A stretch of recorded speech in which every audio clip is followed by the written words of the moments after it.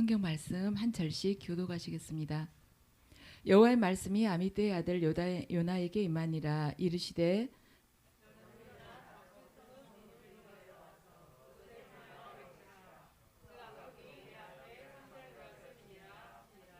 그러나 요나가 여호와의 얼굴을 피하려고 일어나 다시스로 도망하려 하여 욥바로 내려갔더니 마침 다시스로 가는 배를 만난지라.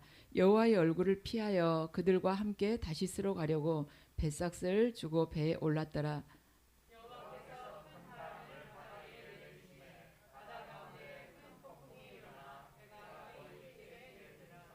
사공들이 두려워하여 각각 자기의 신을 부르고 또 배를 가볍게 하려고 그 가운데 물건들을 바다에 던지니라. 그러나 요나는 배 밑층에 내려가서 누워 깊이 잠이 든지라.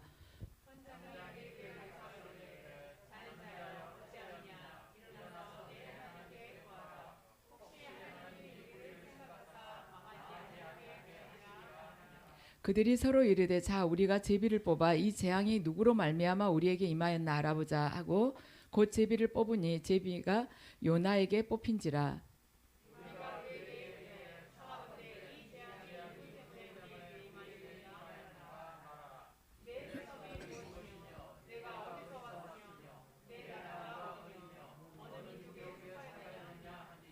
그가 대답하되 나는 히브리 사람이요 바다와 육지를 지으신 하나님 하늘의 하나님 여호와를 경외하는 자로라 하고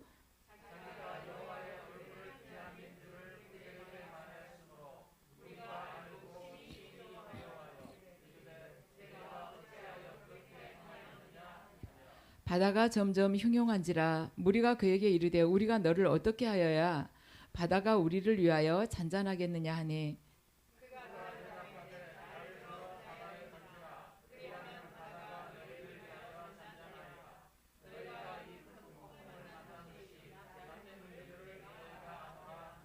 그러나 그 사람들이 힘써 노를 저어 배를 육지로 돌리고자 하다가 바다가 그들을 향하여 점점 더 흉흉함으로 능히 못한지라.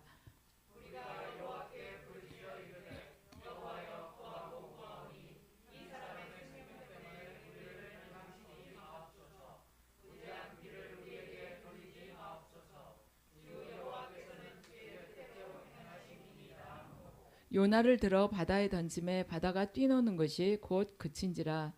그 사람들이 여호와를 크게 두려워하여 여호와께 제물을 드리고 서원을 하였더라. 아멘. 잠시 주님께서 주신 보혈의 은혜를 받으시겠습니다.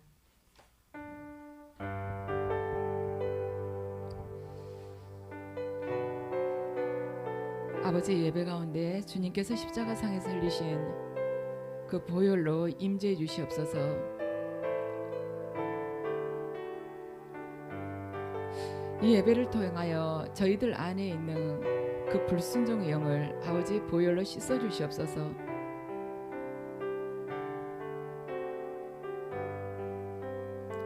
또한 저희 생각과 마음 가운데 있는 자기만을 사랑하는 그 죄된 마음들 아버지 보혈로 씻어 주시옵소서.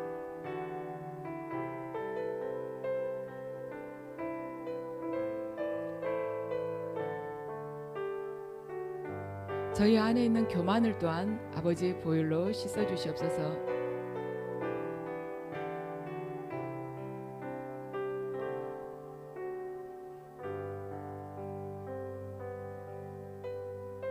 온전히 예배가 아버지 앞에 연락되기를 원하오니 저희의 영과 혼이 오직 주님 앞에만 드리워질 수 있도록 주님께서 그 보혈의 능력으로 저희들 모두 사로잡아 주시옵고 말씀을 전하는 자 또한 입술을 아버지께서 보혈로 씻어 주셔서 오늘 이 말씀을 통해서 주님께서 저희들이 주시고자 하는 그 진리만을 전할 수 있도록 아버지 강권적으로 붙들어 주시옵소서.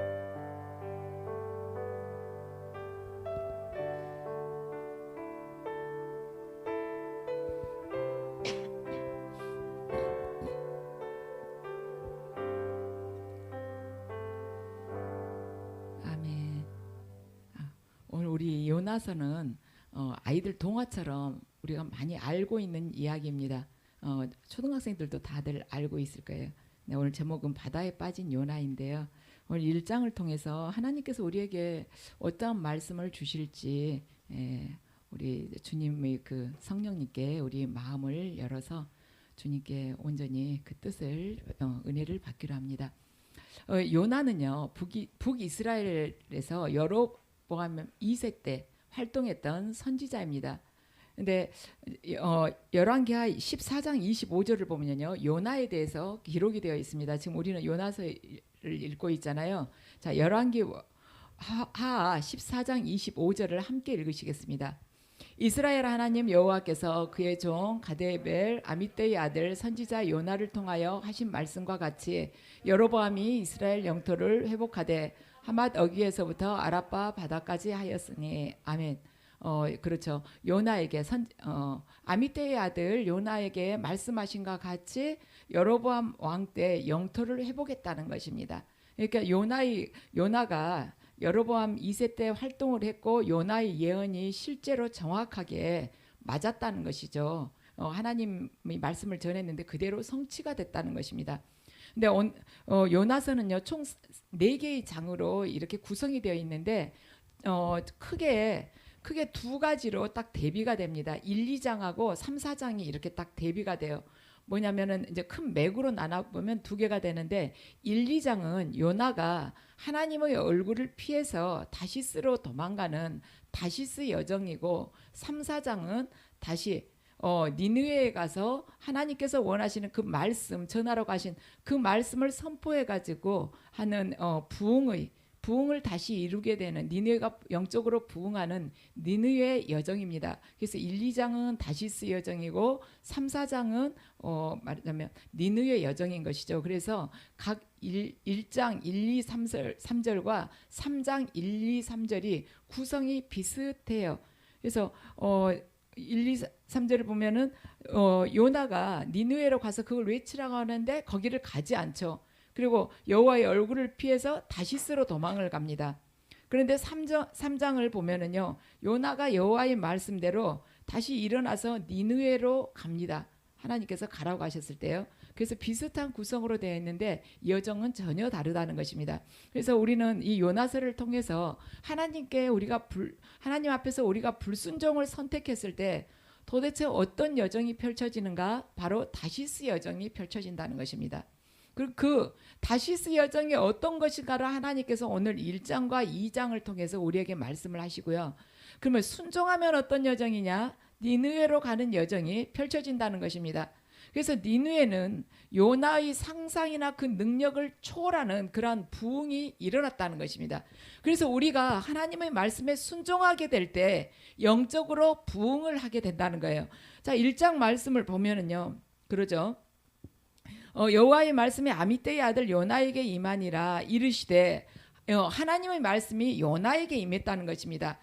성경 말씀이든 아니면 본인이 말하자면 하나님으로부터 어떤 레마 음성을 들어서 받은 말씀이든 하나님의 말씀이 임하고 그 말씀에 순종하면 그 다음에 부흥이 일어난다는 것이에요.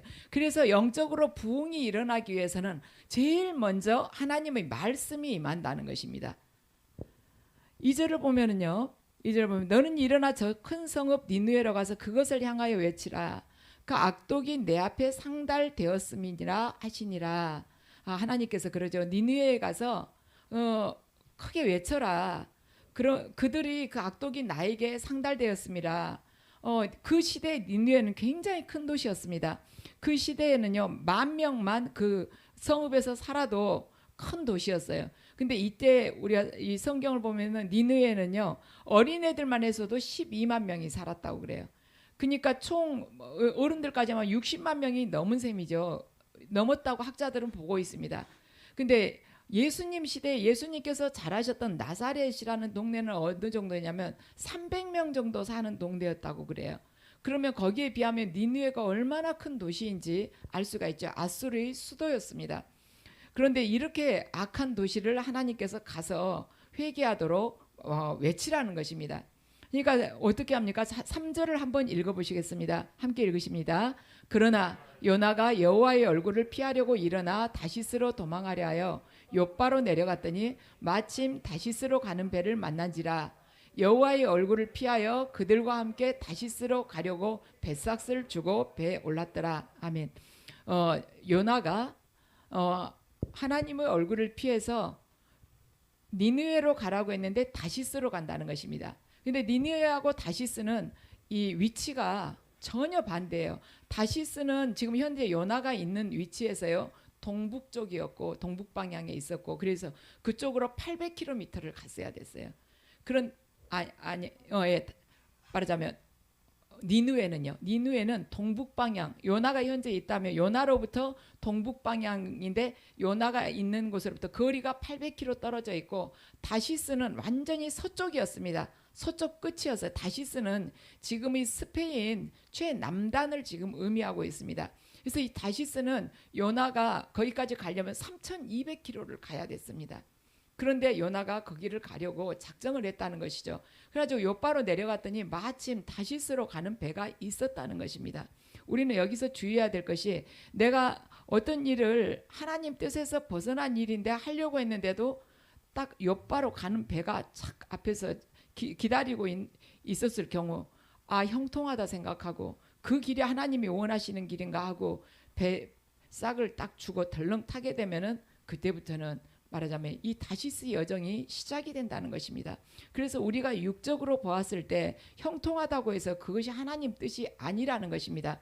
우리가 하나님의 뜻을 벗어났는데 일이 잘 풀린다, 그것은 지금 수렁으로 빠져들고 있는 것입니다. 이 니느웨는 굉장히 잔혹한 도시, 니느웨 사람들이 잔혹한 것이죠. 그래서 요나는 가고 싶지 않았어요. 왜냐하면 이스라엘 백성들에게 그동안에 너무나도 잔혹하게 학살을 했거든요. 니느웨 사람들은 말하자면 다른 이방 민족들하고 전쟁을 해도 그 사람들 그냥 죽이는 정도가 아니라 목을 딱 잘라가지고 그걸 다 이렇게 산처럼 쌓아놨어요. 또 어쩔 때는 그 이방 민족의 적장을 잡아가지고 목을 딱 잘라가지고 자기 정원 나무에다가 그 목을 걸어놓게 돼. 그냥 내내 걸어놓는 거예요. 걸어놓기도 하고, 산 사람 살가죽을 이렇게 벗겨가지고 도배를 하기도 하고, 또 살아있는 사람을 땅을 파가지고 목만 내놓고 그 뜨거운데 그냥 죽으라고 내버려 둬버린 겁니다. 목까지만 딱 흙을 채워놓고는 이 위에는 그대로 놔두고, 그렇게 잔인한 사람들이었습니다. 그러니까 이제 이 요나가 가고 싶지 않은 거예요. 이스라엘 백성들이 그동안 당했던 거 생각하면 너무나도 속이 상해서 차라리 저 3200km 떨어진 그쪽으로 가고야 말지, 그러고는 불순종을 한 것입니다. 우리도 그렇죠. 우리가 가기 꺼려하는데 쉽게 발걸음 안 떨어지잖아요. 여러분들에게 북한에 가서 복음 전하라고 하면은 그 발걸음이 떨어지겠습니까? 자치대하고 잘못 걸리면은 불도저에 깔려가지고 죽을 거 생각하면은 잘 안 되죠. 그런 것처럼 요나도 가고 싶지도 않고 그 사람들이 회개해가지고 하나님 앞에서 다시 그 자비를 얻는 것, 그것도 싫었어요. 그냥 멸망했으면 좋겠다, 이런 생각이 든 것입니다. 그래서 그 사람들이 하나님 앞에서 긍휼하심을 얻기보다는 멸망하기를 바랬기 때문에 요나는 가서 회개하라고 외치고 싶지 않았어요. 회개하라고 외쳤다가 저 사람들이 회개해가지고 멸망하지 않으면 어떡하지, 이런 생각이 든 것입니다. 그래서 이걸 가만 보면 우리 안에 약간씩 자리 잡고 있는 그 자기 중심적인 생각이 있다는 것이죠. 요나만 그런 것이 아니라 우리들 안에도 그런 생각이 있다는 것입니다. 그걸 어떻게 해서 확인을 해볼 수가 있냐면, 우리 지금 폭우가 쏟아져 가지고 물난리가 나고 집이 몇 채가 잠겼다 그러고 뭐 손해가 얼마네, 차량이 뭐 수천 대가 침수됐네, 이래도 내 차가 침수가 안 되면 그렇게 큰 문제 같지 않아요. 내 가까운 가족이 그 집이 잠기지 않았으면은 그렇게 뭐 체감이 되지 않습니다. 그랬나 보다, 이렇게 생각을 할 수가 있는 것이죠. 그런데 내 가까운 식구나 우리 집에서 그런 일이 생기면 아주 심각해지는 것입니다. 이스라엘 백성들도 그래요. 자신들이 고통을 조금 당하는 것은 아주 심각하게 생각을 했습니다. 그런데 잔혹한 아수르 사람들이 한꺼번에 멸망한 것에 대해서는 별로 그렇게 심각하게 생각 안 했어요. 당연히 죽지, 그렇게 악독한 사람들 죽어야지, 이런 생각을 한 것입니다. 자기들이 고통당한 것은 아주 깜짝 놀라면서 너무 힘들다고 그렇게 생각을 하면서도 이 니느웨 사람들이 한꺼번에 죽는 것에 대해서는 당연한 걸로 생각을 했다는 것입니다. 근데 우리 생각에는요 그렇게 생각을 할 수도 있죠. 왜냐하면 우리는 하나님을 믿고 있지 않느냐. 일주일에 2번씩 금식하고 기도하고 11조 꼬박꼬박 내고, 근데 저 아수르 사람들이 하는 것을 봐라. 어찌 저럴 수가 있냐. 말하자면 인간이 탈을 쓰고 저렇게까지 할 수 있냐. 저 사람들 멸망당해야 된다. 이렇게 생각할 수 있지만 하나님은 그렇지 않으신 것입니다. 하나님께는 한 사람 한 사람이 다 중요한 거예요. 근데 하나님을 안다는 이스라엘 백성들은 자신들이요 하나님을 모르고 사는 니느웨 사람보다 더 고집스럽고 완악하다는 그 사실을 자기들이 인정을 하지 않았습니다. 그러면 지금 요나가 이렇게 니느웨에 가서 회개를 선포하는 이 시대에 이스라엘은 하나님 보시기에 정말 기쁘게 하나님 말씀대로 살고 있었는가. 여로보암 2세 때 성경은 이렇게 기록을 하고 있습니다. 열왕기하 14장 23절에서 24절입니다. 함께 읽으시겠습니다. 유다의 왕 요아스의 아들 아마샤 제15년에 이스라엘 왕 요아스의 아들 여로보암이 사마리아에서 왕이 되어 40년간 다스렸으며 여호와 보시기에 악을 행하여 이스라엘에게 범죄하게 한 느밧의 아들 여로보암의 모든 죄에서 떠나지 아니하였더라. 아멘. 지금 첫 번째 북이스라엘의 첫 번째 왕이 여로보암이잖아요. 지금 이 요아스의 아들은 여로보암, 똑같은 여로보암 이름인데 여기는 2세라고 그렇게 한 것입니다. 그런데 사마리아에서 그렇게 우상 숭배를 했다는 것입니다. 그러니까 이 하나님 보시기에 북이스라엘이 우상 숭배를 해서 하나님께서 정말 용서하기 어려운 그런 범죄를 이들이 행하고 있었지만은 자기들 생각에는 자기들은 괜찮고 여호와 하나님께 제사도 드리고 이러니까 괜찮고 말하자면 니느웨 사람들은 다 멸망당해야 된다고 생각하는 것입니다. 지금 북이스라엘 이 백성들이 북이스라엘 사람들이 왜 이렇게 죄에 대해서 둔한가? 그래요. 한 개인이 죄를 지으면 그것이 죄라는 것이 금방 드러납니다. 우리 얼마 전에 그 뉴스에서 그랬죠. 어떤 가정에서 아이를 한 명을 아주 어린애를 입양했는데 그 어린애를 때려가지고 죽게끔까지 하지 않았습니까? 그래가지고 사회에서 얼마나 그걸 가지고 비판을 많이 했습니까? 차라리 입양을 하지 말지 왜 입양해서 그 어린애를 때려가지고 죽이냐, 이렇게까지 비판하지 않았습니까? 그렇지만 집단이 죄를 짓게 되잖아요. 공동체, 집단이 죄를 짓게 되면은 그것이 죄라는 것을 깨닫기가 굉장히 어렵습니다. 지금 우크라이나하고 러시아하고 전쟁을 하고 있지만 우크라이나에서 이렇게 다시 말하자면 러시아가 말하자면 전쟁하면서 쳐들어와서 학살했던 그곳에 다시 가보면은 많은 사람들이 머리 이 뒤쪽에서 총을 맞아 죽었달지 아니면은 손을 뒤로 묶인 상태에서 총에 맞아 죽었달지 이런 시신들을 많이 발견할 수 있다고 하지 않습니까? 그렇지만 그 한 개개인으로 봐서는 얼마나 큰 일입니까?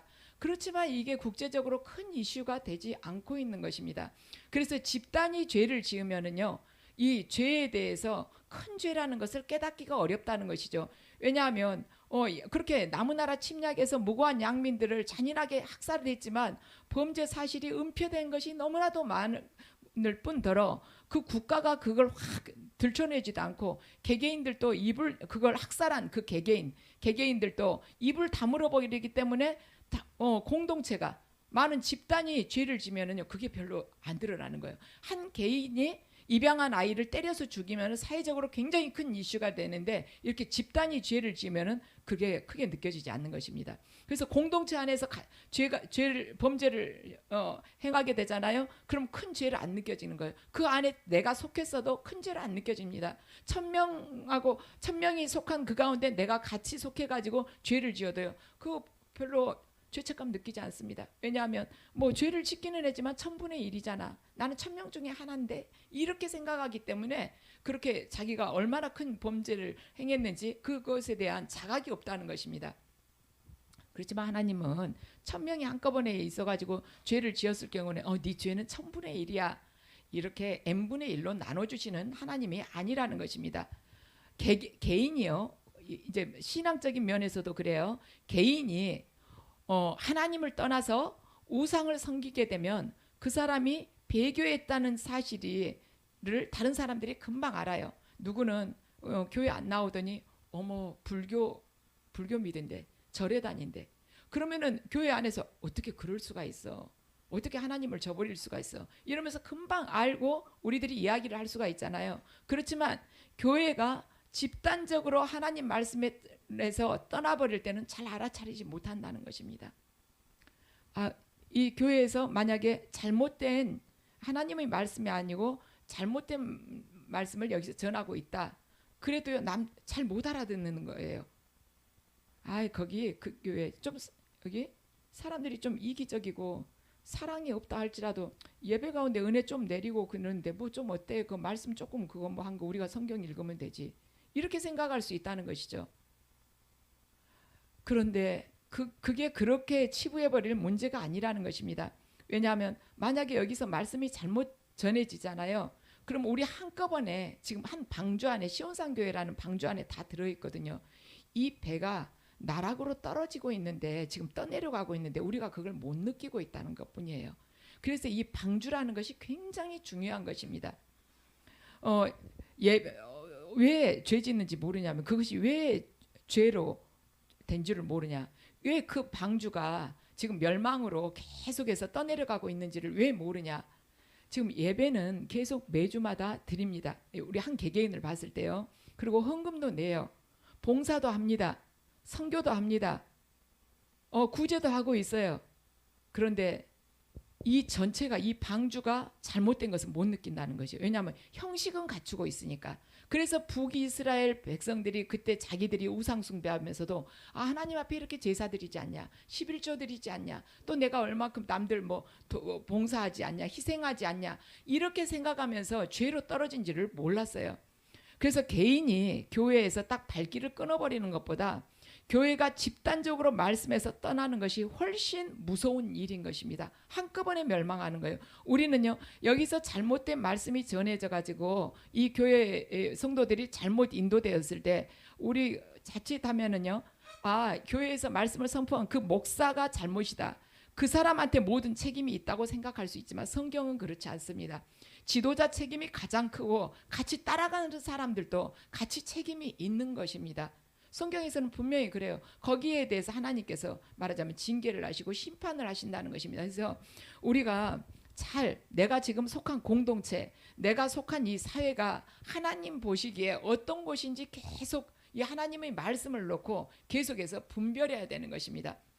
요바에 갔더니 다시스로 가는 배가 털커덕 기다리고 있는 것입니다. 그리고 요나가 올라타자마자 배는 순풍을 타고 순조롭게 딱 출발을 했습니다. 요나가 3절을 보면 올라탔다고 그러죠. 뱃삭을 주고 배에 올랐더라 이렇게 기록이 되어 있죠. 이 배에 올랐더라는 이 부분은 히브리어 성경에는 어떻게 기록이 되어 있냐면 배에 내려갔다고 히브리어 성경은 기록이 되어 있습니다. 우리 성경에는 배에 올랐더라 그러는데 히브리어 성경은 배에 내려갔더라 이렇게 기록이 되어 있어요. 이것은 뭐냐면 요나가 하나님 말씀을 거역하기로 작정한 순간부터 요나의 말하자면 삶과 영적인 부분이 밑으로 곤두박질을 치고 있다는 것을 암시를 하고 있는 것입니다. 우리 과일 사가지고 여름에 뭐 과일 이렇게 사다가 복숭아 같은 거 이렇게 사다 놓으면 빨리 안 먹으면 조금 있으면 곰팡이 피우고 부패하지 않아요. 과일이 부패하는 데는 시간이 조금 걸립니다. 그런데 인간의 영혼이 부패하는 데는 1초면은 충분한 거예요. 생선은 과일보다 더 빨리 부패하죠. 근데 우리의 영혼은요 1초면 부패할 수 있는 것입니다. 하나님 말씀에 불순종하면 바로 부패하는 거예요. 죄악에 손 담그면 즉시 부패하는 것입니다.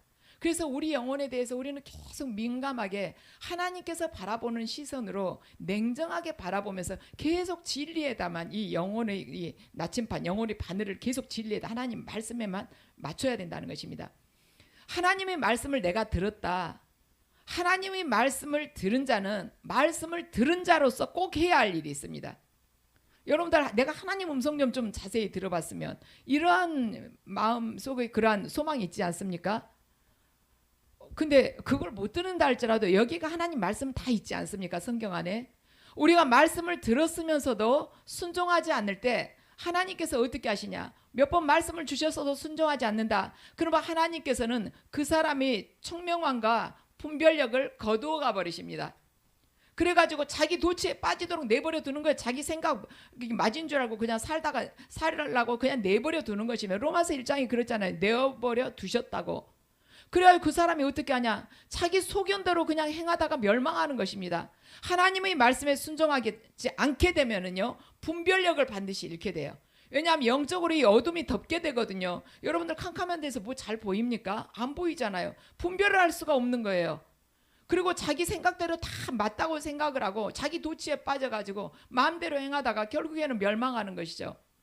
오늘날 많은 사람들이 하나님에 대해서 오해하고 있는 부분이 있습니다. 그것은 뭐냐면, 하나님께서는 믿는 사람들만 사랑하시고 하나님을 믿지 않는 사람은 미워하신다, 싫어하신다, 이러한 생각을 가지고 있다는 거예요. 특히 그 생각을 가진 사람이 크리스찬들이 그런 생각을 많이 갖고 있다는 것입니다. 그래서 그리스도인들은요, 불신자들이 잘 사는 것을 보면 그 이해가 안 되는 거예요. 저럴 리가 없는데, 저 사람이 하나님도 안 믿고 기도도 안 하고 지 엉망으로 사는데, 저럴 리가 없는데, 빨리 망해야 되는데, 속으로, 말로는 잘 안 하죠. 근데 속으로는 그렇게 생각하는 부분이 있다는 것이죠. 그리고 자신에게 어려운 일이 생기면 어떻게 되는가? 이럴 리가 없는데, 왜 열심히 믿었는데 나에게 이런 일이 생기지? 저 사람은 망해야 마땅하는데 왜 흥하고, 정말 신실하게 믿는다는 나는 왜 나한테 왜 이런 일이 생겨? 이럴 수가 없지. 이런 생각을 한다는 것입니다. 우리 생각으로는요, 불신자들은 100명이든 1000명이든 망해도 괜찮다고 생각해요. 근데 믿는 자는, 하나님을 열심히 신실하게 믿는 자는 1명이든 2명이든 복받고 잘 살아야지 하나님이 아주 기뻐하실 걸로 생각을 합니다. 우리 안에 그것이 있어요.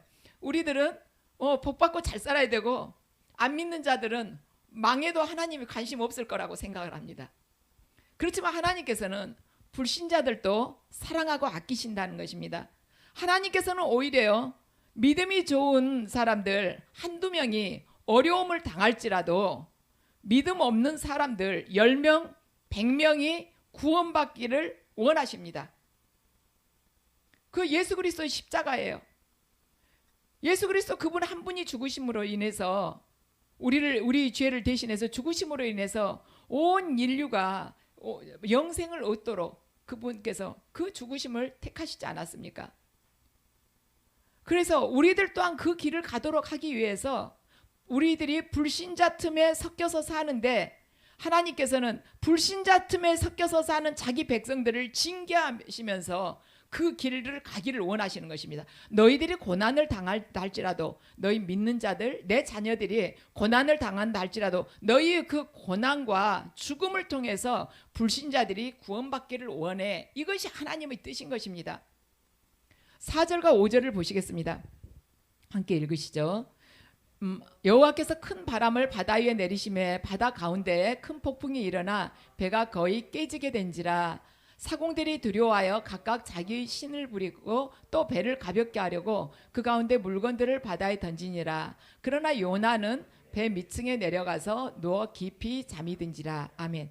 그러죠. 사공들은 이렇게 태풍이 일어나게 되니까 자기의 신을 부르면서 막 살려달라고 한 것입니다. 그래가지고 얼마나 심했든지 배를 가볍게 하려고 그 배 안에 있는 유라굴로, 그 태풍이 불었을 때 바울이 탔던 배 안에 있는, 나중에는 막 식량까지 버렸다 하지 않습니까? 그런 식으로 이 배를 가볍게 하려고 물건들을 바다에 던졌다는 것이며, 그리고 이 사람들이 기도를 했다는 거예요. 살려달라고. 그런데 정말로 기도해야 될 요나는 배 제일 밑바닥에 가서 깊이 잠이 든 것입니다. 잠이 오게 생겼습니까? 그런데 분별력이 떨어져 버리니까, 사명감이 없고 분별력이 떨어지니까 잠이 온 것입니다. 그래서 우리는요, 생각해야 돼요. 내가 깊은 잠 잘 잔다고 해서 하나님께서 지금 모든 것을 어여삐 보시고 형통하게 해주시는 것이 아니고, 내가 잠을 못 잔다고 해서 하나님께서 나에게 어떤 부분에서 징계를 주셨다, 이렇게 생각할 것이 아니라는 거예요. 지금 불순종한 요나가 배가 태풍에 파선하게 생겼는데도 너무나도 잘 자고 있다는 것입니다. 그래서 이 선원들이 도대체 이 태풍이 누구로 인해서 이러한 이 재앙이 누구로 말미암아서 온 것이냐고 제비를 뽑기로 한 거예요. 근데 제비를 뽑았는데 요나가 딱 걸린 것입니다. 요나가 뽑혔어요. 그러니까 이 선원들 안에 그것이 있었다는 것입니다. 태풍은 무섭게 불고 있는데 우리들 가운데 누군가가 신이 보시기에 죄를 지은 사람이 있구나. 그러니까 이런 태풍이 불게끔 하시구나. 그랬는데 그래가지고 제비를 뽑자 했는데 이제 제비가 딱 요나가 뽑힌 것이죠. 요나한테 이제 물어봅니다. 너 어디서 왔으며 네 직장은 뭐야? 너 어느 민족이냐? 그러니까 요나가 자기는 히브리 민족이라고 하면서 자기는 여호와를 아주 경외하는 사람이라 합니다. 여호와를 경외하는 사람이면 하나님의 말씀에 이렇게 불순종하고 다시스로 가겠습니까? 그런데 요나가 그렇게 말을 한 거예요. 그래가지고는 자기는 이제 하나님 얼굴을 피해서 이렇게 갔다. 그러니까 이 선원들이 알고 깜짝 놀래요. 그러면서 우리가 너를 어떻게 해야지 바다가 잔잔해지겠냐 하고 물어봅니다. 그러니까 요나가 자기를 바다에 던지라고 그러죠. 이 선원들 마음속에는요 두려움이 있었어요. 왜냐하면 이 요나가 하나님께 딱 한 가지를 불순종했는데 이렇게 무섭게 징계하시는 것을 보니 요나는 자기들보다 더 말하자면 큰 죄인이 아닌 것 같은데, 자기들이 요나보다 훨씬 더 큰 죄인인 것 같은데, 그렇다고 보면 우리가 바다에 던져져야 될 사람이 아니냐, 이들 생각에는 그런 것입니다. 요나의 가만히 이렇게 행동거지나 말하는 것 보니까 자기들보다 훨씬 덜 거친 거예요. 덜 거칠어요. 그리고 이렇게 이야기 들어보니까 자기들처럼 막 살지는 않은 것입니다. 그런데 요나가 자기를 던지라고 그런 거예요. 내가 하나님 말씀에 불순종해서 이런 재앙이 닥친 건 나를 던져라. 그러니까 선원들도 이제 딱 뒤로 물러선 것이죠. 우리가 죄는 더 짓고 산 것 같은데, 우리가 죽어야 되는 것 같은데, 근데 저 사람이 자기를 던지라구나. 그러면 이 재앙이 잔잔해질 거라고. 요나는 이 제비 뽑을 때 자기가 딱 뽑히게 되니까 뭘 알았냐면 하나님이 자신의 희생을 통해서 이방인들을 살리고자 한다는 그 뜻을 알게 됐습니다. 그래서 이 이방인들, 이 선원들을 살리기 위해서는 자기가 바다에 던지움을 받아야 된다는 것을 요나가 알았어요. 우리가 이 본문을 보면요, 이 선원들이 요나를 살리려고 합니다. 요나가 자기를 바다에 던지라고 해도 금방 안 던져요. 어떻게든 요나를 살려보려고 배를 이리저리 길을 잡고 배를 운행을 해보려고 하는 것이죠. 그러다가 하다 안 되니까 나중에 바다에 요나를 던지게 되죠. 왜 이 사람들이 요나를 살려보려고 했을까? 그것은 자신들은 모두 하나님 앞에서 우리가 모두가 죄인이다, 그 마음이 있어서. 요나만 특별히 죄를 크게 진 것이 아니라 우리도 다 죄인이다. 그들은 자신들을 살리기 위해서 요나가 죽음을 택한다는 것을 자기들 안에 깨닫고 있었어요. 요나가 우리를 살리기 위해서 대신 죽구나. 하나님의 말하자면 진노를 가라앉히는 길은 오직 대속의 죽음뿐이구나. 그들 안에 희미하게 일한 말하자면 것이 자리 잡은 것입니다. 하나님의 진노를 가라앉히는 길은 오직 대속의 죽음뿐이다. 예수 그리스도께서 하신 것이 바로 이것입니다. 하나님은 우리를 사랑하시지만 죄 때문에 우리를 심판하실 수밖에 없었습니다. 그런데 그리스도께서는 우리의 모든 죄를 대신하여서 그분께서 그 모든 죄를 짊어지시고 말하자면 십자가상에서 죽으심으로 인해서 하나님으로 하여금 우리들이 용서를 받고 축복을 받을 수 있도록 그렇게 예수 그리스도께서 하셨다는 것입니다. 요나가 물에 빠지자마자 바다가 잔잔해졌어요. 그래서 이 배에 탔던 이 선원들은 요나의 말이 진짜였구나, 사실이었구나, 이것을 확인을 할 수가 있었습니다. 그리고 요나가 믿었던 하나님을 이제 더욱더 두려워하게 됐어요. 왜냐하면 요나가 자기가 하나님의 낯을 피해서 불순종하면서 이렇게 이 배를 탔는데, 그러므로 인해서 이 재앙이 닥쳤다, 나를 바다에 빠뜨려라, 그러면 잔잔해질 것이야 했는데 그대로 된 것입니다. 그러니까 이 배에 탄 사람들 가운데서 놀라운 역사가 그때 일어나게 된 것입니다. 1장 16절 말씀을 함께 읽으시겠습니다. 그 사람들이 여호와를 크게 두려워하여 여호와께 제물을 드리고 서원을 하였더라. 아멘. 이 사람들이 어떤 서원을 했겠습니까? 여호와를 두려워하면서 여호와 앞에 제물을 드리고 서원을 했다면 어떤 서원을 했겠습니까? 이제 다시는 다른 신을 섬기지 않겠습니다. 이제는 다시는 제가 정욕과 더러움을 위해서 살지 않고 여호와 한 분만을 믿으면서 살아가겠습니다. 이 서원을 했지 않겠습니까? 그들이 인간적으로 봤을 때는 그 선지자 요나가 지은 죄가 별것이 아니에요. 말씀 한번 그냥 안 듣고 이렇게 이 배를 탄 것입니다. 니느웨로 가라겠는데 그냥 다시스로 좀 갔어요. 누구 뭐 죽인 것도 아니고. 그랬는데 하나님께서 거기에 진노하셔가지고 요나를 죽이신 것을 본 것입니다. 그래서 그러면서 요나를 죽이심으로 해서 하나님께서는 죄가 더 많은 자기들에게는 찬란한 햇빛을 주시고 편안한 항해를 허락하셨어요. 이 선원들은 하나님에 대해서 이제 여호와 하나님에 대해서 새로운 관점으로 그분을 바라보게 된 것입니다. 그래서 그들은 하나님의 자비와 사랑 앞에서 이제는 정말 하나님만 섬기겠습니다. 우리가 봤을 때 요나는 우리보다 훨씬 더 지은 죄가 훨씬 더 적습니다. 근데 그 사람을 희생시켜 가지고 우리한테 다시 맑은 하늘을 주시고 우리가 이렇게 순탄하게 항해를 하십니까? 저희들 그 사람의 목숨이 우리를 대신해서 죽은 것입니다. 저희들 오직 하나님만 섬기면서 살겠습니다 하고 이렇게 서원을 한 것입니다. 하나님은요 우리들에게 말씀하십니다. 신앙이란 이기적인 것이 아니다. 다른 사람의 생명도 너희 생명만큼이나 소중하다. 그들을 위해서 네가 고난받을 준비를 해라. 그래서 우리를 부르신 것입니다. 고린도후서 1장 5절 말씀을 함께 읽으시겠습니다. 그리스도의 고난이 우리에게 넘친 것 같이 우리가 받는 위로도 그리스도로 말미암아 넘치는도다. 아멘. 그래서 우리가 그리스도의 고난이 우리에게 넘친 것 같이 우리가 받는 위로도 그리스도로 말미암아 넘친 것 같이 우리가 이웃을 위해서 아니면 불신자를 위해서 우리가 고난을 받게 됐을 때 그들 또한 위로를 받고 그들 또한 구원에 이르게 된다는 것입니다. 그런데 우리가 대가를 지불을 하지 않으니까 세상이 변하지 않는 것입니다. 그럼 바다에 빠진 요나는 어떻게 됐을까? 하나님께서 물고기를 예비하셔가지고 요나를 살려주죠. 예수님께서 말씀하셨습니다. 마태복음 16장 25절 말씀입니다. 함께 읽으시겠습니다. 누구든지 제 목숨을 구원하고자 하면 잃을 것이요 누구든지 나를 위하여 제 목숨을 잃으면 찾으리라. 아멘. 하나님 말씀을 붙들고 죽으면 죽으리라고 각오한 사람은 반드시 살게 되어 있습니다. 내가 살아보려고 하니까 죽는 거지, 내가 하나님 말씀을 내가 붙들고 순종하다가 죽으면 죽지 하는 사람 반드시 하나님께서 살리신다는 것입니다. 그동안 기독교 이 신학은요 번영 신학이었습니다. 근데 이 번영 신학이 이러하면 축복 준다, 이러하면 자식이 잘 된다, 뭐 이렇게 되면은 뭐 병 걸리지 않는다, 이렇게 하면은 물질의 축복을 받는다, 이런 식으로 이 번영 신학이 어쩔 때 문제이냐면 위기가 닥칠 때 아무 능력이 안 나온다는 거예요. 번영 신학은 그러죠. 그 샤머니즘적인 신학에 무슨 말하자면 능력이 나오겠습니까? 그래서 우리는 이제부터는 딱 이 말하자면 관점을 바꿔야 돼요.